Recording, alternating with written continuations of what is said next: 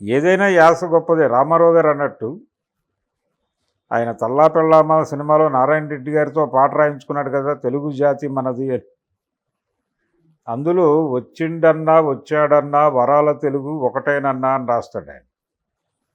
ప్రాంతాలు వేరైనా మన యాసలు వేరుగా ఉన్నా మన భాష తెలుగు భాష అన్నా అంటాడు. అందుకని ఏ యాసలో మాట్లాడినా అది తెలుగే. ఆ సమగ్రమైనటువంటి తెలుగుని గౌరవించాలి. గిడుగు రామ్మూర్తి పంతులు గారు ఆ రోజున వాడుక భాషా ఉద్యమం ఎందుకు చేశాడు? పుస్తక భాష వేరు, మాట్లాడే భాష వేరుగా ఉంది, మాట్లాడే భాషే రాయాలి, విచిత్రమైన భాష రాస్తున్నారు, అది ప్రజలకు అర్థం కావడం లేదు అని వాడుక భాషా ఉద్యమం పట్టుకొచ్చాడు ఆయన.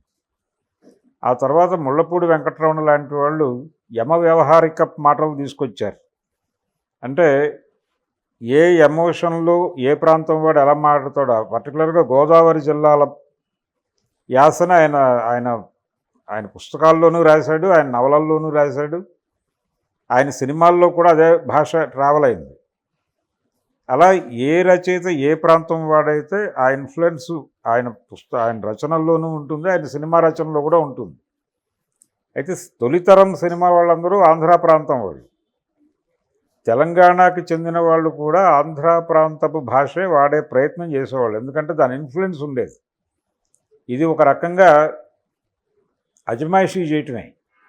యాసల మీద ఆంధ్ర భాష అంటే పర్టికులర్గా గుంటూరు కృష్ణా జిల్లాల భాష ఆధిపత్యం చలాయించిన మాట వాస్తవం. ఆ ఆధిపత్యానికి ఎదురు తిరిగి తెలంగాణ మాండలికం వాడే ప్రయత్నం మొదలైంది 70 దశకంలో సీరియస్గా.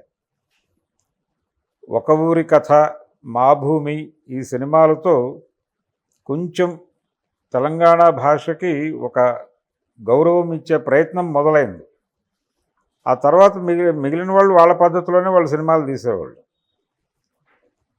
అందుకని ఈ యాసలు భాష కాదు, యాసల మీద ఎవరు ఎన్ని మాట్లాడినా, అంటే అది తప్పు అని కనుక ఎవరైనా మాట్లాడితే ఆ ప్రాంతాన్ని అవమానపరిచినట్టుగానే భావించాల్సి ఉంటుంది, ఆ ప్రాంతపు నాగరికతను అవమానపరిచినట్టుగా భావించాల్సి ఉంటుంది. ఇది తప్పు. ఎవరు మాట్లాడినా, ఎవరు ఆర్గ్యూ చేసినా తప్పది. ఎవరి భాష వారిది, ఎవరి భాష వారికి గొప్పే. అంత మాత్రం చేత పక్క భాష పక్క యాసని చులకన చేయడం తప్పు. తెలంగాణ ఉద్యమం జరిగినప్పుడు ఒక అభిప్రాయం బలంగా ముందుకొచ్చింది. అదేంటంటే కమేడియన్స్కి తెలంగాణ యాస వాడుతున్నారు అనేది. ఆ తర్వాత కూడా చాలా సెటైరికల్ ప్రోగ్రామ్స్ తెలంగాణ యాసలో నడవటం మొదలైంది. దాంతో ఉద్యమ కాలంలో ఏమనుకున్నాం, ఇప్పుడు ఏం జరుగుతోంది అని ఒక కంపారిటివ్ స్టడీ చేస్తూ మాట్లాడేవాళ్ళు కూడా వచ్చారు. కానీ సినిమాల్లో మన తెలుగు సినిమాకి సంబంధించి హీరోలు కూడా తెలంగాణలో పుట్టలేదు. ఎప్పుడు తెలుగు సినిమా హీరోలు ఎప్పుడు కోస్తా జిల్లాల్లోనే లొకేట్ అవుతారు. వాళ్ళు అయితే రాజమండ్రిలో లొకేట్ అవుతారు, లేకపోతే విశాఖపట్నంలో లొకేట్ అవుతారు, లేదు గుంటూరు విజయవాడలో లొకేట్ అవుతారు. అయితే తెలంగాణ ఉద్యమం జరిగిన రోజుల్లో, తెలంగాణ ఆవిర్భవించిన కొత్తలో కొన్ని సినిమాల్లో హీరో వరంగల్లో లొకేట్ కావటం అనేది జరిగింది. వాళ్ళు గౌరవించారు దాన్ని ఆ టైంలో. ఉద్యమ కాలము తెలంగాణ ఆవిర్భావ కాలంలో గౌరవించి తర్వాత వదిలేశారు. అల్లు అర్జున్ నటించినటువంటి రేసు గుర్రం వరంగల్లో లొకేట్ అవుతుంది కథ. హీరో వరంగల్ చెంది ఉంటాడు ఆ సినిమాలో.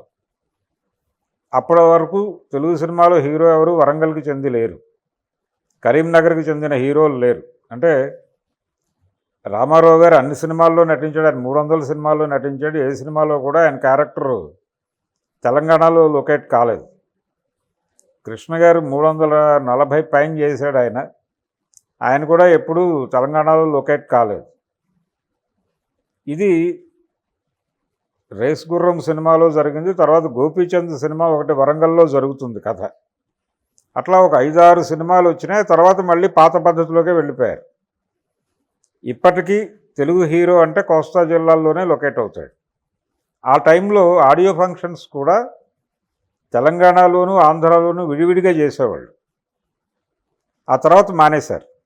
ఆ తర్వాత మానేసి కేవలం హైదరాబాద్ వరకు పరిమితం అయిపోయి చేశారు. తెలంగాణ ఉద్యమం గురించి సినిమా ఇండస్ట్రీ కొంచెం గందరగోళ పడిన మాట వాస్తవం. ఆ టైంలో వచ్చినటువంటి ఆర్గ్యుమెంట్స్ తెలంగాణ సినిమాని మేము పునరుద్ధరిస్తాం, తెలంగాణ సినిమా అనేది ఒకటి ఎమర్జ్ అయి ఉండాలి, కాబట్టి తెలంగాణ సినిమాని మేము ఎత్తి పట్టుకుంటాం అనే పద్ధతిలో శంకర్ లాంటి వాళ్ళు మాట్లాడారు బలంగా. దానికి కేసీఆర్ మద్దతు ఇచ్చాడు కూడా ఉద్యమ కాలంలో. రామోజీ ఫిల్మ్ సిటీకి ప్యారలల్గా మేము ఒక ఫిల్మ్ సిటీ ఏర్పాటు చేస్తాము రాచకొండ ఏరియాలో అని కూడా మాట్లాడాడు ఆయన. ఆ తర్వాత ఆయన అధికారంలోకి వచ్చాక అవన్నీ పక్కకి వెళ్ళిపోయినాయి. తెలంగాణ సినిమా లేదు, ఈ నినాదాలు ఈ ఆర్గ్యుమెంట్స్ జరుగుతున్న టైంలో ఇండస్ట్రీ చాలా జాగ్రత్తగా మేము కూడా తెలంగాణని గౌరవిస్తాము, తెలంగాణ పట్ల మాకు కూడా గౌరవం ఉంది అని నటించింది, అంతే. నటించింది తప్ప అది సిన్సియర్ కాదు. ఇప్పుడు ఆ పరిస్థితి లేదు. ఇప్పుడు వాళ్ళ కాన్ఫిడెన్స్ వచ్చేసింది. ఇండస్ట్రీ ఏమో హైదరాబాద్లో ఉంటుంది, వాళ్ళ కథలేమో బెజవాడలో జరిగిన కథలు తీస్తారు, ఇక్కడ తీస్తారు, అవి అన్ని చోట్ల రిలీజ్ అవుతాయి, అందరూ చూస్తారు. ఏ యాస మాట్లాడుతున్నారు, ఏ భాష మాట్లాడుతున్నారు వాళ్ళు, ఎవరిని మనకి ఎంత దౌర్భాగ్యం అంటే కులానికి కూడా ఒక ప్రత్యేకమైన భాష ఉంటుంది. ప్రతి కులానికి బ్రాహ్మణ భాష ఒకలా ఉంటుంది, మాల భాష ఒకలా ఉంటుంది. ఆ వృత్తికి సంబంధించినటువంటి వాళ్ళు చేసేటువంటి వృత్తికి సంబంధించిన పదాలు దాంతో లింక్ అయి ఉంటాయి. తిట్లకి సంబంధించి కూడా తేడా ఉంటుంది. ఒక్కొక్క కులానికి ఒక్కొక్క పద్ధతిలో తిట్లు కూడా ఉంటాయి. బ్రాహ్మణ తిట్లన్నీ కూడా చావుతో రిలేట్ అయి ఉంటాయి. ఎందుకంటే వాళ్ళ ప్రధాన కార్యక్రమం అక్కడ ఉంటుంది. ఆబ్ధికాలు పెడుతూ ఉంటారు, మాసికాలు పెడుతూ ఉంటారు. కాబట్టి చావు, నీ తద్దినం ఇలాంటి పదాలు ఎక్కువ వాళ్ళు తిట్లుగా వాడుతూ ఉంటారు. అది వాళ్ళ పారిభాషిక పదాలు, వాళ్ళ జీవనంలో నుంచి పుట్టినటువంటి భాష అది. నీ పిండం అంటాడు, లేకపోతే నీ పిండం పిచ్చుకలెత్తుకుపోను అంటాడు. ఇది ఇతర కులాల వాళ్ళు మాట్లాడరు. కమ్మవారి తిట్లు వేరుగా ఉంటాయి, శూద్రుల తిట్లు వేరుగా ఉంటాయి, దళితుల తిట్లు వేరుగా ఉంటాయి. ఏ కులానికి ఆ భాష ఉంటుంది, ఏ ప్రాంతానికి ఆ భాష ఉంటుంది. ఆ భాషని ఖచ్చితంగా ఇతరులు గౌరవించి తీరాలి. రెడిక్యూల్ చేయటం తప్పు. ఏ భాషనైనా సరే, ఏ యాసనైనా సరే, ఏ నాగరికతనైనా రెడిక్యూల్ చేయటం తప్పు. అయితే ఒక ప్రమాదం ముంచుకొస్తోంది. వీళ్ళందరూ ఐక్య సంఘటన కట్టాల్సిన అవసరం ఉంది. ఎందుకంటే అసలు ఈ శతాబ్దాంతానికి 90% పైగా ప్రాంతీయ భాషలు, ప్రాంతీయ నాగరికతలు సర్వనాశనం అయిపోతాయని యునెస్కో నివేదిక ఒకటి ఉంది. ఎందుకంటే గ్లోబలైజేషన్ ఎరాలో ఉన్నాం మనం, మార్కెట్ యుగంలో ఉన్నాం, ఇంటర్నెట్ యుగంలో ఉన్నాం. ఇంటర్నెట్ ప్రభావం జనాల్ని వాళ్ళ నాగరికతల నుంచి, వాళ్ళ రుచులు, సాంప్రదాయాలు, అభిరుచుల నుంచి పక్కకు లాక్కొచ్చేస్తోంది. ఈ లాక్కొచ్చేస్తున్న క్రమంలో ప్రాంతీయ భాషలు, నాగరికతలు, సాంప్రదాయాలన్నీ సర్వనాశనం అవటం మొదలైపోయింది ఆల్రెడీ. దాని మీద కేంద్రీకరించి ఆలోచిస్తే బాగుంటుంది. వీళ్ళు ఈ యాసల గురించి కొట్టుకోవడం మానేసి ఈ శతాబ్దాంతానికి నాశనం అయిపోతున్నటువంటి, లేకపోతే గ్లోబలైజ్ అవుతున్నటువంటి జీవితాలు, గ్లోబలైజ్ అవుతున్నటువంటి బుర్రలు, దీని మీద కాన్సన్ట్రేట్ చేసి మాట్లాడుకోవటం మంచిది. బిగ్ ఏరియాలో వేరే కాన్స్పిరసీ జరుగుతోంది, దాని మీద దృష్టి కేంద్రీకరించడం మానేసి ఈ చిన్న చిన్న గొడవల్లోకి కాన్సన్ట్రేట్ చేస్తున్నారు. ఇది కూడా ఒక చిన్న డైవర్షన్ లాంటి కుట్రకు కూడా కావచ్చు ఈ చర్చలు చేయటం. అంటే ఇప్పుడు ఎవరైనా సరే అంటే తెలుగువాడిగా జీవిస్తాను, తెలుగు మాత్రమే మాట్లాడతాను, నేను పంచ కట్టుకుంటాను, తెలుగు ప్రాంతంలో ఏ చెప్పులు వాడేవాళ్ళు అవే చెప్పులు వాడతాను అంటే కుట్టించుకుని ఆకు చెప్పులు వాడతాను, ఇలాంటివి మాట్లాడితే అమెరికా వాడు చూస్తూ ఊరుకోడు, మార్కెట్ చూస్తూ ఊరుకోదు. రోజు వాళ్ళ సరుకులు కొనుగోలు చేయాలి. వాళ్ళ సరుకులు కొనుగోలు చేయకపోతే వీళ్ళు ఎవరిని క్షమించరు. వీళ్ళలో సద్దాం హుస్సేన్ని, బిన్ లాడెన్ని చూస్తారు వీళ్ళు.